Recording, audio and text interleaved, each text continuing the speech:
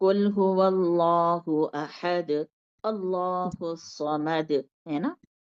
جی اگر ہم اس کو کسرہ کے ساتھ پڑھیں گے جیسے قل هو اللہ احد اللہ الصمد، احد اللہ الصمد، ایسے جو احدن ہے یہ والا ہے نا، جی جی احدن ہے نا، جی جی ہے نا.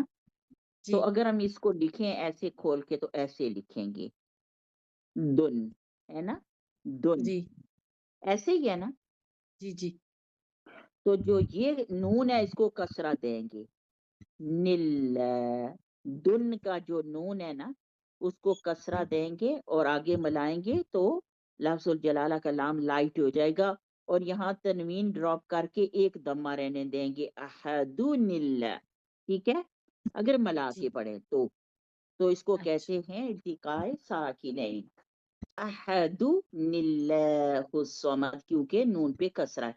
اور اگر الگ الگ آیا پڑھتے ہیں جیسے قل هو اللہ احد اللہ الصمد، تو پیچھے فتحہ ہے نا لام پہ، یہ حمزۃ الوصل پہ ہے نا، فتحہ جی لگا کے اللہ الصمد، وہ پھر موٹا ہی رہے گا.